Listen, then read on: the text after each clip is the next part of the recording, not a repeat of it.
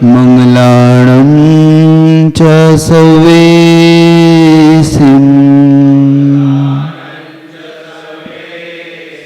परमं हवै मंगलम् परमं हवै मंगलम् परमं हवै मंगलम्।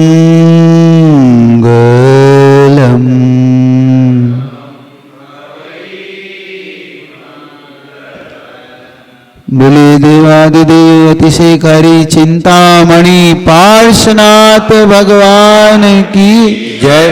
संश्रमणि आचार्य भगवंत गुरुदेव विद्यासागर जी महाराज की जय हो। आचार्य समय सागर जी महाराज की आज के आनंद की परम पूज्य 108 विशाल सागर जी मुनि महाराज की समस्त आचार्य संघ की जय हो। भगवान का गंधोदक बहुत पुण्य अवसर से मिलता है। आज आप सबका पुण्य है कि आप ऐसे अतिशयकारी भगवान के श्री चरणों तक पहुंचे हो, क्योंकि इनके चरणों तक पहुंचने के लिए भी बहुत पुण्य चाहिए। क्योंकि चूंकि पार्श्वनाथ भगवान अपने भक्तों के कष्टों के हरने वाले माने जाते हैं और अत्यधिक प्राचीन भगवान होने से वो वैसे भी अपने आप में उनकी ऊर्जा एक अलग होती है। आज आप लोग शायद बहुत दिनों के बाद अभिषेक कर रहे हैं ना, बहुत दिनों के बाद अभिषेक कर रहे हैं शायद, हमने सुना है। बहुत दिनों बाद पुण्य जगह है आप लोग का कि आज, नहीं तो बहुत से लोग यहाँ से नेमिनाथ निकल गए, कोई कहीं चला गया, कोई कहीं चला गया, क्योंकि सबके अपने अपने छोटे छोटे घर थे, बड़े बड़े घर बन गए तो सब चले गए यहाँ से। तो आज पुण्य अवसर से संयोग से यहाँ आना हुआ है। हम भी यहीं से, हमारी शुरुआत भी चातुर्मास की इनके दर्शन करके हुई थी और इनके दर्शन करने के बाद ही हमने यहाँ से आशीर्वाद लेके उस नेमिनाथ नगर में जाकर भगवान के सुपार्श्वनाथ भगवान के श्री चरणों में जाकर कलश स्थापना की थी। और जब सभी भगवानों का आशीर्वाद मिला तो अपने आप कलश अच्छे से स्थापित हुए और चातुर्मास भी फिर तो आनंद से स्थापित हुआ, बहुत प्रभावना के साथ हुआ। और जब चातुर्मास पुनः पूर्ण हुआ तो इन्हीं के चरणों में आज पूर्ण हुआ है ना। यहीं से पुनः आगे जाने का रास्ता खुला। भगवान के सर्व चरणों से ही रास्ते खुलते हैं। आराध्य भक्ति ऐसी भक्ति, यहाँ से सब कुछ खुलता है। और कहते हैं जो जितने प्राचीन होते हैं वो उतने ही अतिशयकारी हो जाते हैं, उतने ही उनकी ऊर्जा बढ़ जाती है। क्योंकि हमने देखा, चाहे हम सांगानेर गए हों, वो भी हजारों वर्ष पुराने भगवान हैं।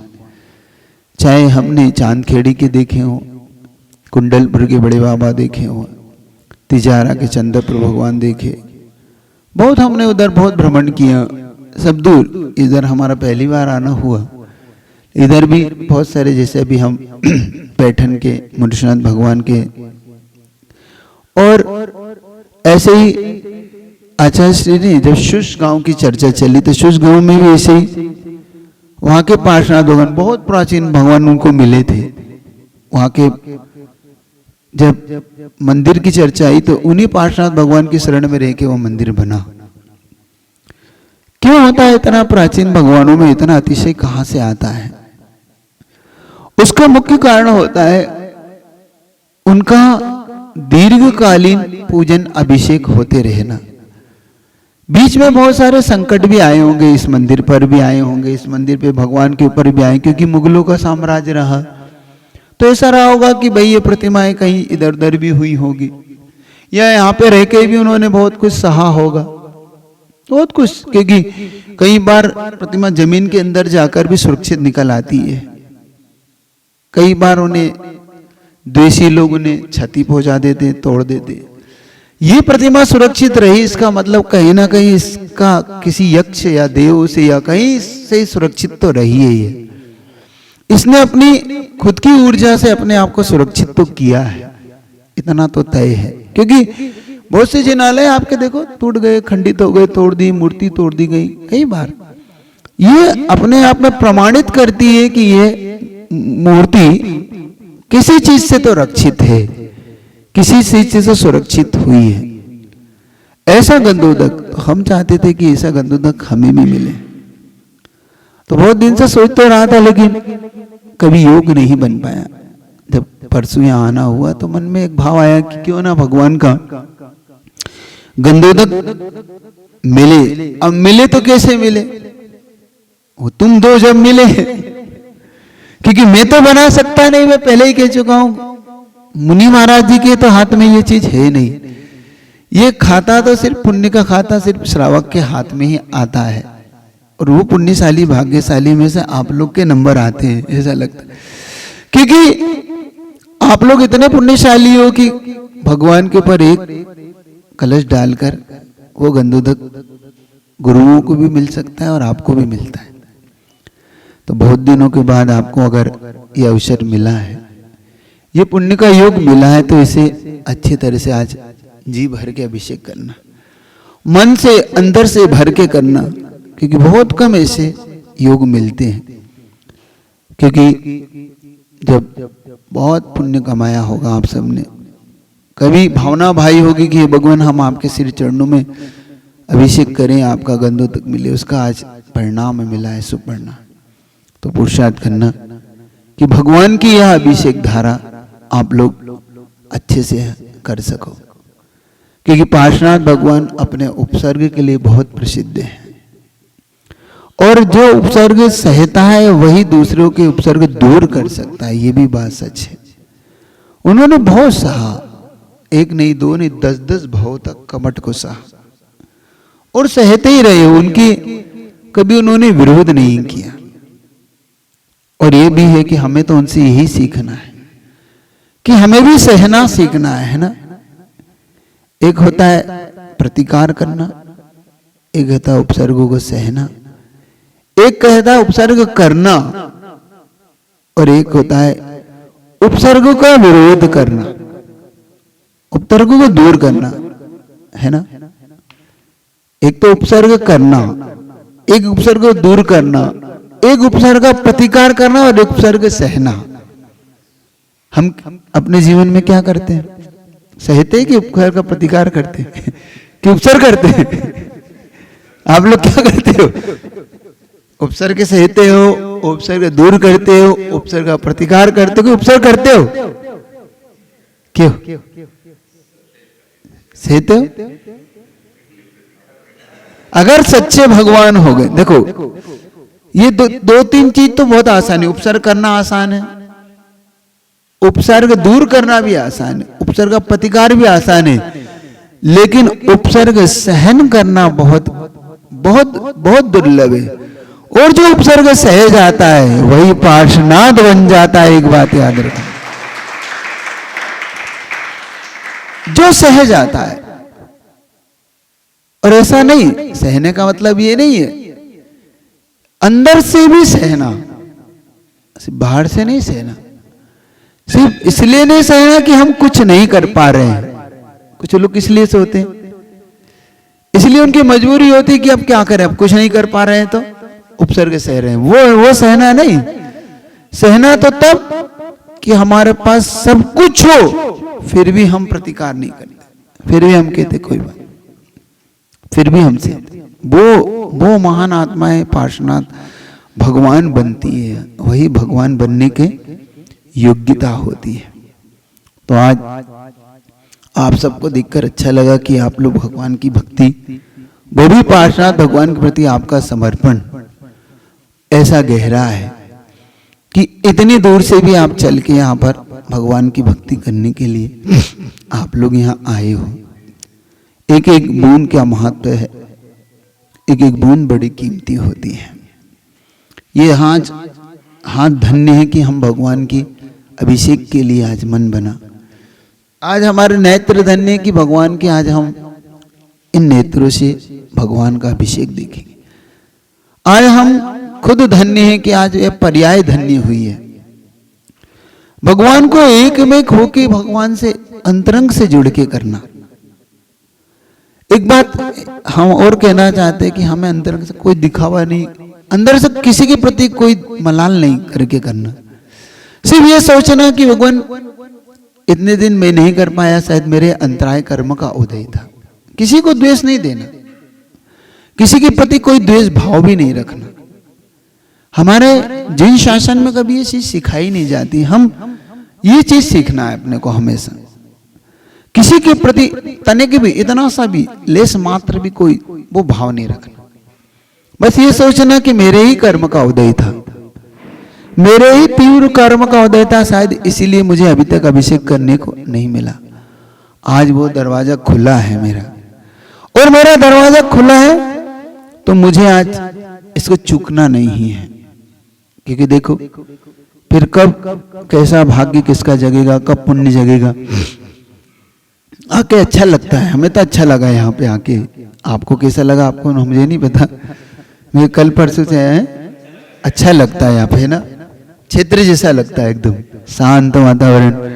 कभी ऐसी रचना उत्तर भारत में क्षेत्रों पे देखने को मिलती है, ऐसे मानस्तंभ हो, बढ़िया मंदिर हो, एक तरफ धर्मशाला, शांति से गांव भाग बिल्कुल शांत भाग है, नदी बह रही हो।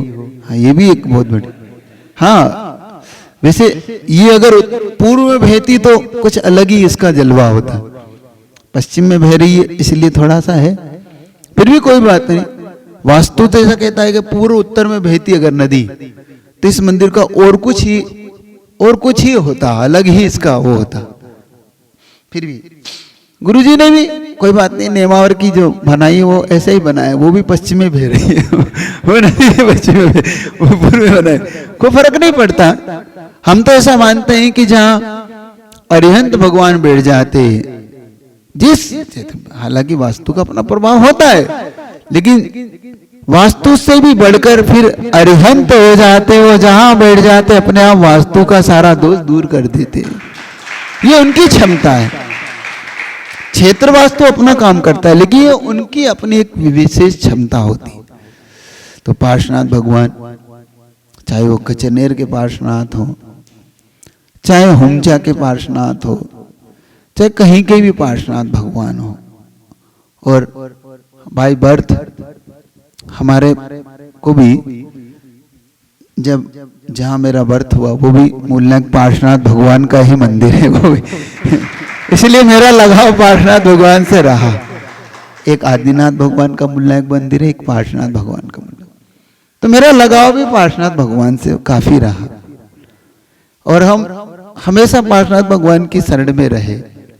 और हमारी जब दीक्षा नहीं हो पा रही थी, जब हम 32 ब्रह्मचारियों की, तो गुरुजी ने एक मंत्र ही दिया था। वो मंत्र भी पार्श्वनाथ भगवान का ही दिया था कि पार्श्वनाथ भगवान की जाप करो जिससे तुम्हारा उपसर्ग दूर हो जाए। और हुआ भी वैसा ही।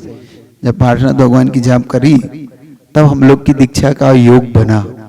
तो आपके जीवन में भी अगर कभी कोई ऐसा संयोग नहीं बैठ रहा हो, आपके जीवन में भी किसी चीज को लेकर कोई संकट आ रहा हो, कोई आगे पीछे हो रहा, तो हम आपसे कहना चाहते हैं भगवान पार्श्वनाथ से जुड़ना।